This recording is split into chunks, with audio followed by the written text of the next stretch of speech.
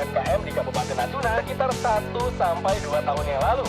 Mulai dari harga Rp25.000 sampai Rp4.000. Energi sukses bisnis hanya di RRI Pro 3, jaringan berita nasional. Werlori Fashion Lurik Jogja, usaha sampingan yang menjadi unggulan.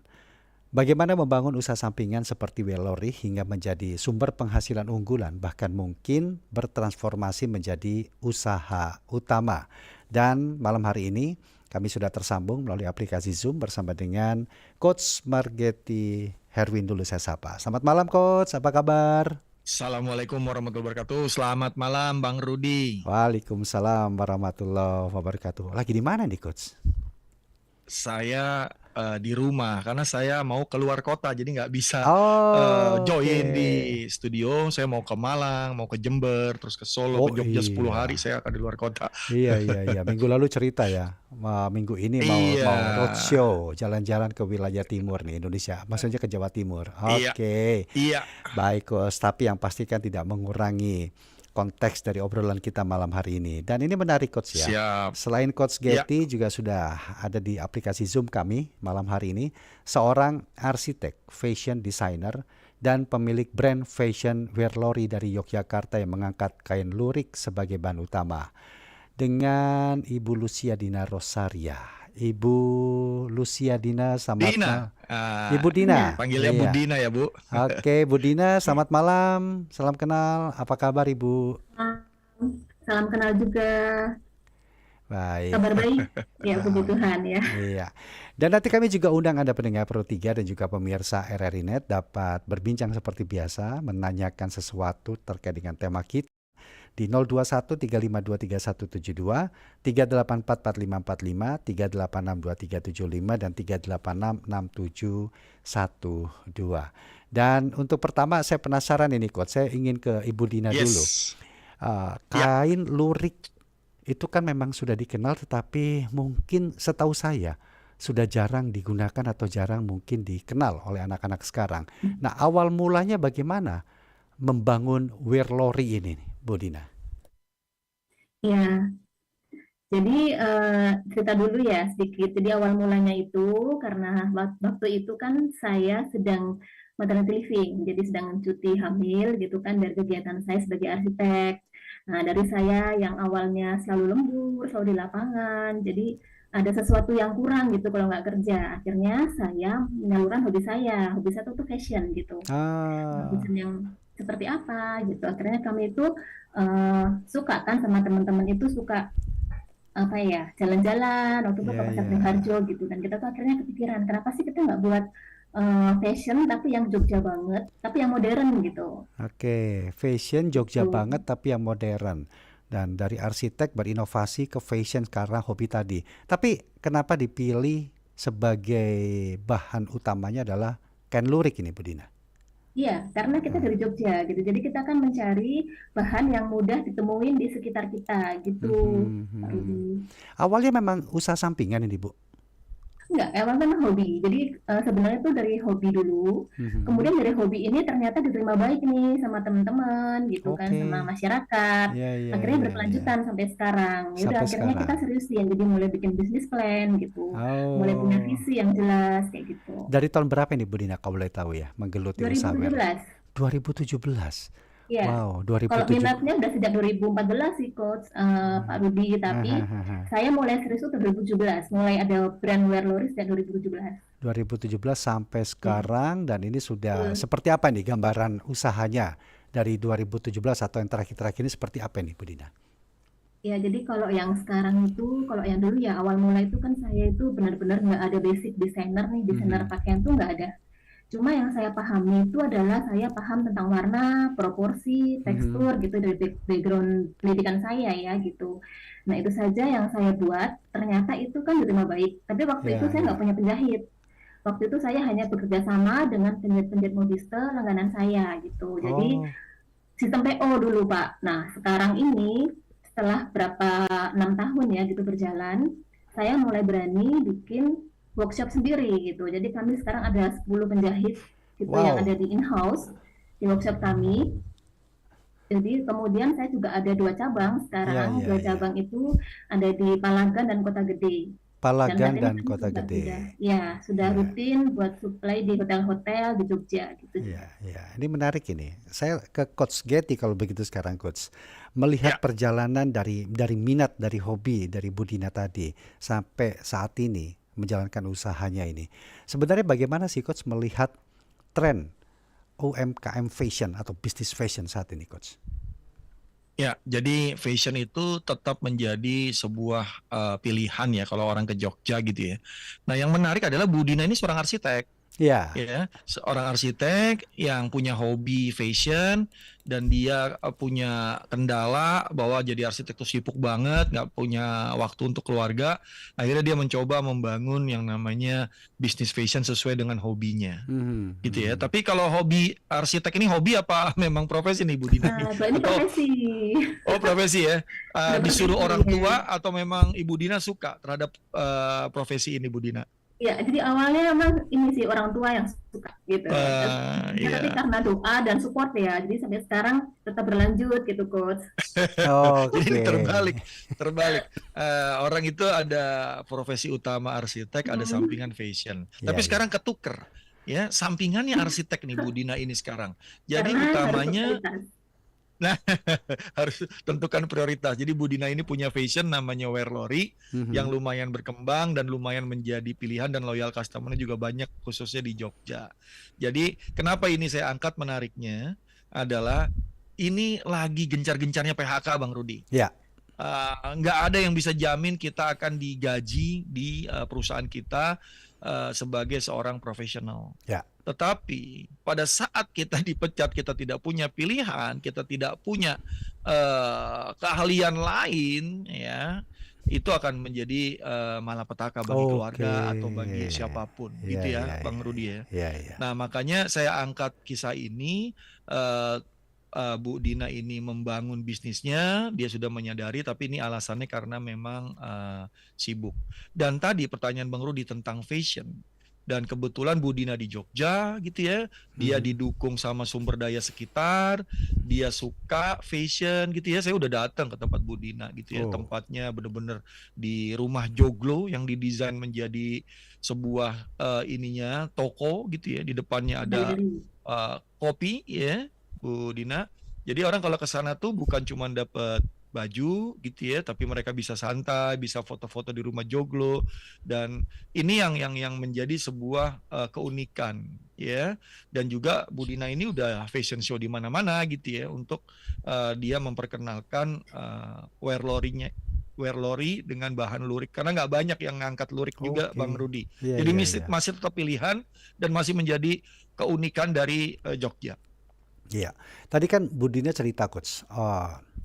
Sebenarnya sudah mulai 2014, tetapi mulai tekun itu di 2017 17. dengan brand Wear Lori itu sendiri. Nah, gimana sih Coach yang disarankan untuk bisa membangun brand, terutama usaha yang mungkin kita baru jalankan seperti itu, Coach? Ya, jadi awalnya mungkin hanya suka buat baju, tapi Ya, belum berpikir tentang yang namanya brand. brand. Ya, brand beda sama merek. Kalau brand kita bangun keunikan, kita bangun identitas bisnis kita buat sebuah kekhususan, keunikan, sehingga brand itu lama-lama dikenal. Ya, Ya, mungkin satu brand itu punya beberapa merek, itu mungkin. Tapi kalau yang namanya brand itu punya keciri khasan. Jadi kalau orang nanya, ini kamu tahu nggak brandnya apa? Oh, saya tahu, itu Wear Lori. Berarti dia sudah kuat. Dan orang mulai mencari dan orang mulai mengkoleksi atau orang suka menggunakan brand tersebut karena cocok dengan fashionnya, cocok dengan warnanya, kesukaannya. Itu yang menjadi penting. Sehingga brand itu mulai dibangun harus dari awal sebuah bisnis dibangun atau pengusaha memulainya dengan brand yang harus dikenal, karena itu akan terus memiliki yang namanya intangible asset Bang Rudi, dan itu ya. oke, iya, iya, iya. Nah, saya ke Bu Nina kembali nih. Kalau mendengar cerita tadi kan rasanya, artinya dalam proses perjalanan 6 tahun ini tentu dibutuhkan atau menghadapi berbagai tantangan. Tapi paling tidak sebelum ke sana Ibu Dina, saya ingin seperti apa sih menginspirasi desain-desain Wear Lori sampai bertahan atau mungkin juga inovasi-inovasi yang terus dikembangkan ini, Bu? Iya. Jadi kalau saya itu yang menginspirasi saya itu karena saya ingin bermakna gitu ya buat sekitar saya gitu. Nah Mhm. kebetulan tempat tinggal saya itu kan di tengah kampung dulunya gitu. Jadi saya itu merasa dengan apa yang saya punya, saya itu ingin berdampak dengan orang sekitar. Oke. Salah satunya dengan perempuan-perempuan gitu yang ada di sekitar saya kayak gitu. Ya, Dan menginspirasi ya, saya sampai saat ini. ya. Sehingga sampai saat ini pun kita bisa berinovasi juga salah satunya dari mereka ini karena kami Oh, 99% tim kami itu semua perempuan gitu oh Pak semuanya Rudi. perempuan tim di Werlori ini ya. Yes. Iya. Ya, Bisa cerita Bu, apa tantangan pertama mungkin yang dihadapi, kemudian bagaimana untuk menjalani atau menghadapi tantangan-tantangan itu ketika mungkin membangun brand Werlori ini, Bu Dina? ya, tantangannya yang pertama adalah saya adalah orang teknik ya. Jadi saya itu sama sekali nggak paham bisnis gitu. Aha. Saya hanya bisa meng-create baju gitu kan, koleksi yang lucu, tapi saya nggak bisa cara jualnya, nggak bisa brandingnya, kayak gitu.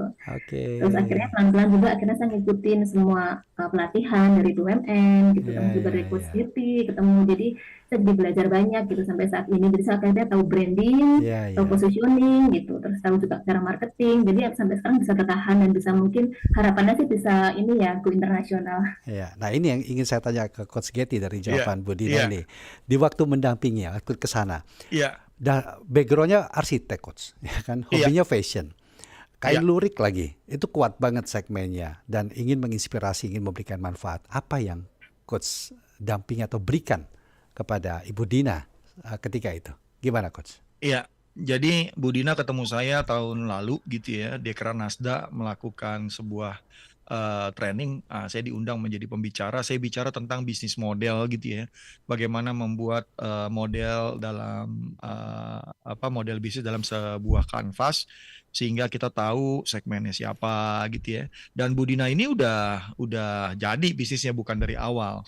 Nah, pada saat bisnis itu udah jadi, yang saya lakukan adalah bagaimana para pebisnis yang saya dampingi memiliki fondasi yang kuat. Oke. Fondasi terhadap yang namanya produknya, model usahanya, ya strategi marketingnya, identitas bisnis ini mau dibawa kemana, makanya Mhm. bikin visi, bikin misi. Yang tadinya mungkin hal ini dirasakan sepele, tapi ternyata begitu ada visi, misi yang jelas, langsung kebuka. Oh, ternyata saya itu mau melakukan hal tersebut yang saya memang inginkan, dan saya bisa bercerita apa bedanya produk saya dengan produk yang lain yang sejenis. Jadi semua produk itu bukan bersaing, malah saling berkolaborasi. Oke. Dan mereka ini yang saya Iya. dampingin ini semuanya tumbuh Bang Rudi, padahal semuanya fashion designer. Ada Iya, yang iya, batik iya. tulis, Iya, ada iya. yang batik lurik, ada yang aksesoris, sepatu. Jadi Iya. ini satu hal yang bagi saya zaman saat ini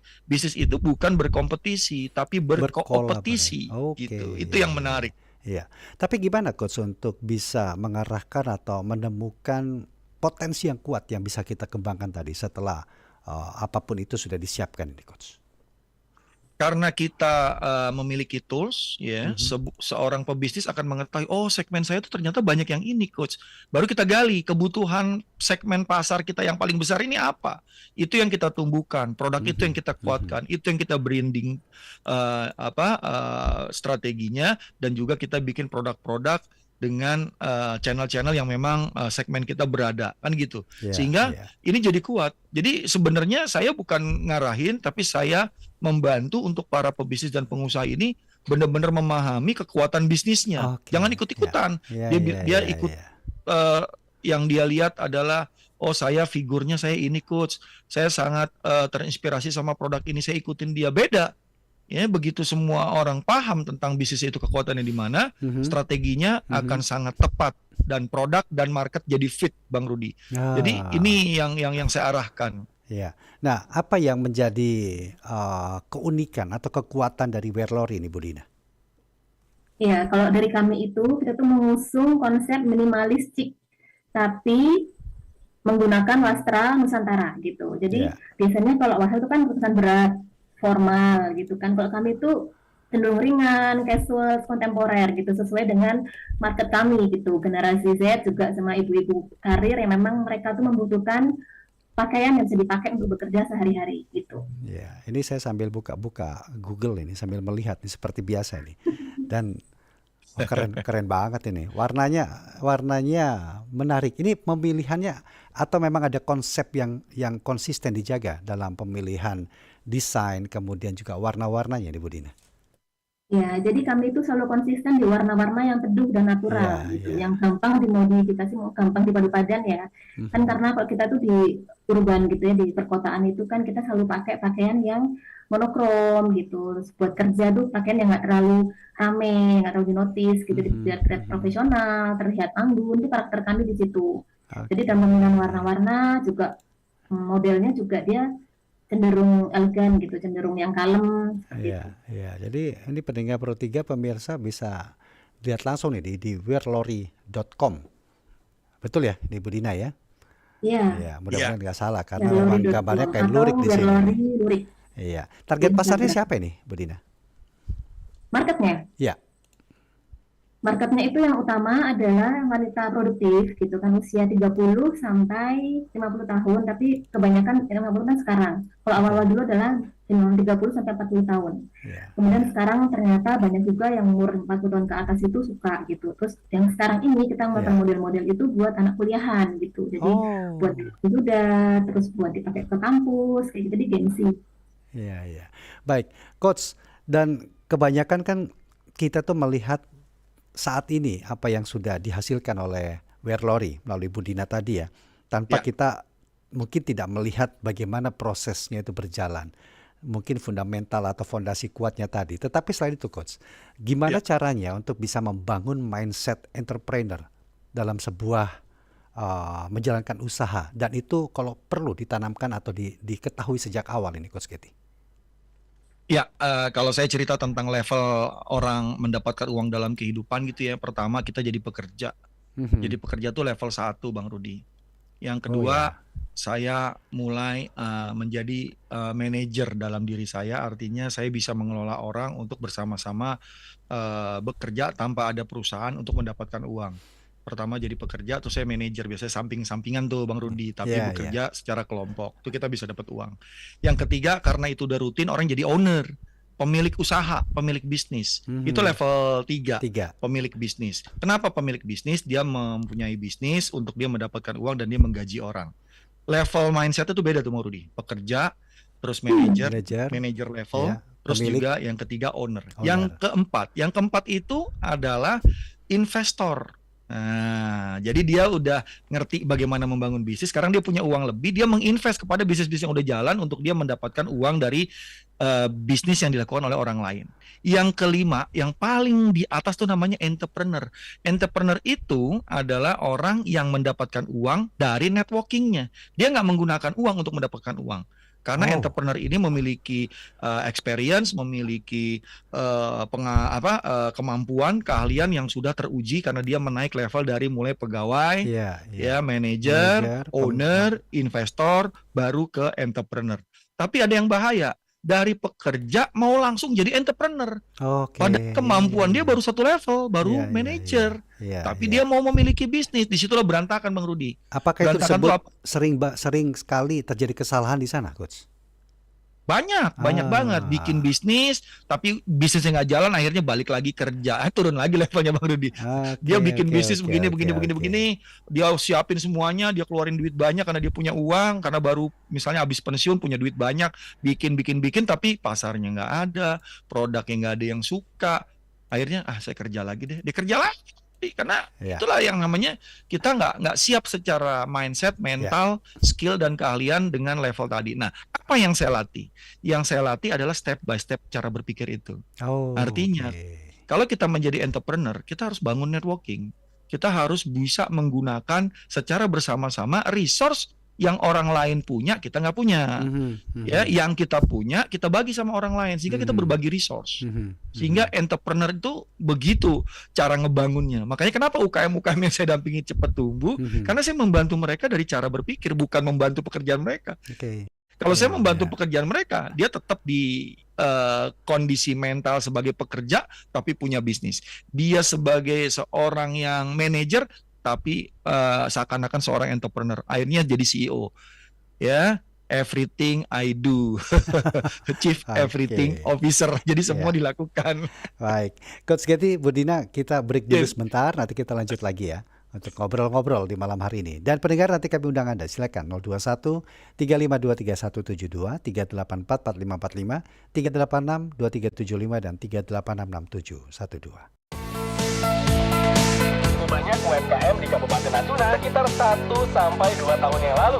Mulai dari harga Rp25.000 sampai Rp40.000 Energi sukses bisnis hanya di RRI Pro 3, jaringan berita nasional. Baik pendengar, kita lanjutkan dialog X-Biz Energi Sukses Bisnis malam hari ini masih bersama dengan Coach Margetti Herwin, Master Coach dan Founder Smart Business Coaching Firm, dan juga narasumber kami Ibu Lucia Dina Rosaria, arsitek, fashion designer, dan pemilik usaha fashion Wellory Lurik asal Yogyakarta. Coach Getty, Bu Dina, terima Ya, kasih. Kita sapa dulu pendengar Coach ya, dan Bu Dina ya. silakan. Ada Pak Doni di Banyuwangi. Pak Doni, selamat malam. Halo, selamat malam Mas Rudi. Salam Iya, sehat. salam sehat Oke. juga. Silakan Pak Doni, apa yang mau disampaikan ke Coach Getty Halo, dan Ibu selamat Dina? malam, Coach. Halo, selamat malam, Coach. Malam Pak Doni. Sehat ya, Coach ya, keluarga. Alhamdulillah. Ini, selain saya mau tanya kepada Ibu Dinda tadi, saya mau tanya kepada Coach dulu. Coach, ketika orang punya usaha ya, Coach, itu baru usaha yang sangat baru. Pengen membentuk kayak label brand atau kayak trailer gitu. Gimana ya, Coach? Cara menjelaskannya kepada orang supaya orang konsumen itu yakin kalau produk kita atau kalau usaha kita itu benar-benar berkualitas. Kadang-kadang gini loh, Coach. Satu orang Ya. mengatakan berkualitas, tapi 5 orang saya nggak cocok dengan ini, saya nggak cocok dengan ini, kurang gini. Contohnya penjahit di dekat rumah saya merasa cocok, keluarga saya cocok, tapi kok masih ada orang yang bilang katanya inilah, katanya itu. Sebenarnya gimana ya, Coach, cara menjelaskannya di lapangan seperti itu. Yang pertama, terus untuk Ibu Dindanya gini, ketika saya ingin mendapatkan produknya Ibu yang asli brand itu tadi, gimana caranya itu yang benar-benar yang asli. Kadang kalau produk yang sudah dikenal banyak orang atau dikenal di kalangan pokoknya di fashion itu banyak kawinnya seperti itu. Kadang Oke. kita pengennya mendapatkan yang asli itu gimana cara membelinya, terus apakah juga akan menyediakan special yang casual untuk produknya Ibu. Itu aja Mas Rudi. Baik. Assalamualaikum. Waalaikumsalam warahmatullahi Waalaikumsalam. wabarakatuh. Kita tabung dulu Coach Getty ya dan Bu Yes, Dinda ya. Kita yes. ke Pak Armen di Jakarta. Selamat malam Pak Armen. Malam. Iya, silakan Pak Armen dengan Coach Getty dan juga Ibu Dina. Iya, terima kasih. Assalamualaikum, Mr. Coach. Waalaikumsalam. Ya, saya tertarik tadi dari penuturan Anda tentang level ya. Leveling atau urut-urutan tadi seperti yang disampaikan tadi menarik sekali. Bahwa pertama kita harus bikin jaringan, kan gitu kan? Dari Yes. jaringan tuh urut ke bawahnya apa? Misalnya kebutuhan pasar yang kita pahami, lalu kalau pasar itu kita sudah tahu bahwa butuhnya apa kan pasti laku tuh, ya kan? Iya. Nah sekarang Iya. yang saya pengen tanya langsung saja jadi muridnya Pak Kut ini level dari urut-urutan dari awal. Saya pengen tahu benar. Terima kasih. Oke. Iya. Terima kasih terima Pak Armen di Jakarta. Silakan Coach Getty mungkin juga bisa menanggapi dan nanti Bu Dina. Sama Silakan. nih Ya. pertanyaan dari tadi Pak Doni ya Ya, Pak dan Doni. Pak Armen. Jadi kalau kita ingin ya produk kita itu benar-benar laku karena produk kita itu fit dengan pasar. Mhm. Kenapa fit dengan pasar? Kita tadi bikin bisnis modelnya dulu. Segmen kita siapa? Oh, orang kerja. Segmen kita siapa lagi? Oh, anak muda. Tentu masing-masing segmen itu dia memiliki kebutuhan yang berbeda. Makanya kita harus punya garis desain kalau kita fashion yang bisa dipakai di modelnya anak muda dan di modelnya orang profesional gitu ya. Itu cara kita melihat sehingga produk itu nggak bisa kita tawarkan produk kita satu ke semua segmen, nggak bisa. Ya. Kita sangat fokus ya, makanya pakai tools saya ajarkan, saya sharing sehingga para pebisnis yang ikut kelas saya atau yang saya dampingi, mereka berpraktek dan mereka akhirnya berinteraksi dengan pebisnis lain untuk berkomunikasi atau brainstorming. Oh, saya cocoknya ke sini. Oh, saya cocoknya ke sini. Karena bisnis itu sebenarnya ada polanya, bukan asal jalankan. Sehingga begitu kita dapat produk dan market fit, kita akan terus tumbuh karena kita tahu kebutuhan masing-masing segmen pasar kita berbeda-beda. Makanya kita harus bikin produk-produk yang berbeda-beda. Tetapi bagaimana orang tahu itu brandnya kita? Karena kita punya garis, kita punya yang namanya konsep desain atau keunikan yang bisa kita jelaskan dalam konten sosial media, tulisan, testimonial kepada calon-calon pelanggan atau pelanggan kita, itu akan membantu. Nah, tadi ke Pak Armen. Kenapa hari ini saya angkat bahwa seorang arsitek bisa membangun bisnis yang jauh lebih besar dari profesinya gitu ya, seperti Bu Dina. Ya, waktu itu Bu Dina awalnya mungkin pekerja, ya, level pekerja, saya bekerja untuk kerja saya dibayar oleh orang atau bos saya sehingga saya dapat duit. Pada perusahaan saya bayar dapat duit. Begitu kita jadi manajer level keduanya nih, nah itu biasanya orang-orang kerja ini udah mulai ada sampingan lah, dia seorang akuntan tapi sering diminta audit dari perusahaan-perusahaan temannya dibayar, tapi dia nggak bisa sendiri karena dia bantu teman-temannya lagi di sampingnya dia, kamu yang kumpulin datanya ya, kamu yang coba dicek untuk bikin laporan keuangan sederhana, nanti saya yang analisa karena waktu saya terbatas karena saya bekerja. Itu udah jadi manajer dia, levelnya manajer, bekerja secara bersama-sama dengan rekan kerja yang memang seide, setipe, ya, se-value. Dari situ dia berpikir, aduh, ini kasih uang, kalau saya berbagi dengan teman-teman saya juga berbagi by project aja, ini nggak akan konsisten. Saya akan terus jadi pekerja karena tadi bisnis saya ada sampingan. Baru dia membangun yang namanya bisnis. Mulai berani gaji orang, gaji sekretaris, gaji marketing. Sehingga yang namanya owner ini tumbuh. Bisnisnya akhirnya bisa dia kendalikan dan dia punya tim yang besar sehingga dia punya tabungan cukup, dia punya kelebihan cash, baru dia berpikir, aduh, saya mau keluar dari bisnis aja deh, biarin yang jalanin tim saya jadi investor. Saya invest di sini, bikin ternak ikan, ya, ternak lele, ya, yang kecil-kecil gitu, tapi itu dia invest, yang kerjain orang lain, akhirnya dapat duit lagi. Lama-lama, wih, kok jadi makin besar ini bisnis saya. Baru dia mulai melihat peluang, dia yang melakukan bisnisnya, tapi dia gunakan uang orang lain. Nah, itu dia entrepreneur tuh. Ya, temennya pensiun. Duit pensiun lo kemana? Enggak, gue bingung, gue nggak ngerti nih. Udah gini, nih gue punya konsep bisnis. Lo cuma tinggal periksa ini setiap bulan, nanti gue jelasin rekening lo jadi rekening bisnisnya, kita akan transfer dan ini gue yang jalanin. Oh gitu, bisa. Daripada lo memulai lagi dari awal, gue udah punya pengalaman, karena pengalaman gue lah yang gue jual untuk berbagi dengan uang yang lo punya. Berarti dia berbagi yang namanya resource. Dia punya uang, saya punya keahlian. Yang punya fasilitas, sediakan fasilitasnya. Yang punya media, gunakan medianya. Itu menjadi sebuah networking ekosistem. Dan disitulah entrepreneur berada. Jadi semua itu pakai proses. Apakah prosesnya itu lama, Coach? Enggak. Prosesnya enggak lama sebenarnya kalau kita memahami level by level sehingga kita membangun mental kita, membangun skill kita. Bisnis nggak bisa dibangun dalam satu hari. Pebisnis dan UKM nggak bisa di training doang jadi jago, nggak bisa. Dia harus mengerti step by step sehingga akhirnya dia bisa tumbuh dengan diri dia sendiri. Kalau didampingi terus, di-mentoring terus, dia akan ketergantungan sama kita, tapi dia nggak belajar apapun. Kira-kira gitu Bang Rudi, jawaban terhadap Pak Doni dan Pak Armen. Kalau Bu Dina tadi pertanyaan Pak Doni, di mana untuk bisa mendapatkan produk Wearlory yang real, yang asli nih, gimana? Ya, kalau dari saya itu biasanya kami tuh hanya ada satu nomor official gitu. Jadi di luar itu memang kita nggak tahu siapa gitu. Jadi kalau emang mau dapat yang asli itu hanya ada di store kami di Palagan, Kota Gede, dan satu online store. Oke. Oh jadi ada satu online store-nya dan store offline-nya tuh di Palagan ataupun Kota Gede di Yogyakarta ya Bu emang ya?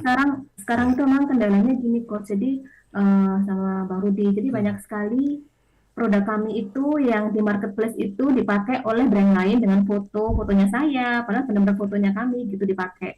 Jadi banyak juga yang kecewa gitu karena ternyata nggak seperti aslinya gitu. Jadi saya meminimalisir itu dan nggak ada kejadian dapat barang produk yang palsu.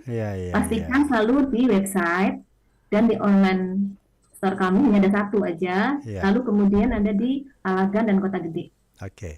Kalau awal-awal dulu Bu Dina bagaimana memperkenalkan atau mempromosikan produknya itu sampai akhirnya betul-betul sesuai dengan target pasarnya dan diminati?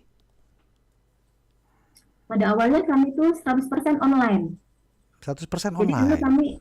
kami dulu belum ada store gitu. Jadi kami mengandalkan online. Mhm. Kalau dari teman-teman sendiri itu biasanya mereka PO karena emang kenal dengan saya. Tapi untuk masyarakat yang kita belum kenal gitu tuh kita semuanya online. Jadi memanfaatkan dari FB Ads sama IG Ads gitu. Oke, baik. Kalau strategi Wearlori sendiri agar tetap relevan dan selalu inovatif, terutama dengan tren saat ini ataupun kedepannya ini bagaimana untuk menantang kondisi seperti itu, Bu Dina? Yang pertama tuh kita tetap menjadi otentik itu dari kami. Jadi kita tetap konsisten di positioning kami gitu, Ya. otentik dan juga selalu mau bersinergi gitu, bersinergi. Dan yang ketiga kita mengikuti tren, tapi bukan asal mengikuti, tapi juga kita sesuaikan dengan brand kami, dengan value dari Wearlori sendiri. Oke, Coach Getty, kalau misalnya seseorang sudah menjalankan usahanya sendiri, gimana nih Coach? Strategi menghadapi persaingan di pasar lokal lah, paling tidak, Coach. Coach, nggak ada suaranya nih, mohon maaf ya. Masih di mute itu mikrofonnya ya. Iya. Ya, Oke. ya. Pada saat kita sudah mulai dikenal produknya, pasti pesaing itu bukan makin sedikit, dia akan makin banyak. Karena biasanya orang-orang yang tidak punya keunikan itu mengikuti strategi kita, mengikuti gaya foto kita gitu ya, terus mengikuti apapun yang kita lakukan ya. Apa yang harus dilakukan pebisnis jika persaingan semakin ketat? Kita tetap konsisten karena kita punya fondasi yang kuat. Kita punya tools untuk melihat mana peluang-peluang yang bisa kita lakukan ke depan. Ya. Makanya saya anjurkan per 3 bulan itu, per 90 hari itu kita diskusi lagi dengan tim kita, dengan semua orang yang berhubungan dengan bisnis ke depan untuk apa yang kita lakukan 3 bulan ke depan. Inovasi, pengembangan gitu ya. Produk-produk yang nggak lama itu bagaimana supaya dia tetap bisa kita jual, jadiin uang. Karena itu adalah keuntungan atau cash kita yang ketahan. Dia harus balik lagi menjadi produk yang baru sehingga uangnya berputar. Oke. Ada yang bilang, Coach, produk saya ini satu baju untungnya cuma 10%. Bagaimana saya bisa dapat keuntungan 40% dari bisnis kalau satu produk aja 10%? Saya bilang begini, kalau baju yang sama kamu bisa jual setiap minggu satu, setiap minggu satu, setiap minggu satu sehingga ada 4 baju, itu berarti baju ini dijual sudah membuat nilai 40% keuntungan dari nilai awalnya. Jadi dengan baju satu laku, bikin lagi, laku lagi, bikin lagi, laku lagi.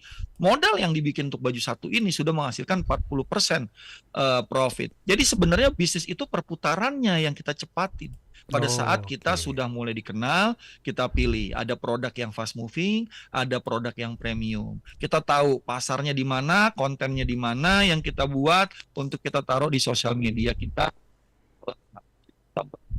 Sehingga step sales proses pada saat kita melakukannya atau kita jemput produk funneling atau funneling strateginya, kita mengerti bagaimana kita membangun suspek, bagaimana membangun prospek menjadi customer, bagaimana customer menjadi member, bagaimana member menjadi loyal customer.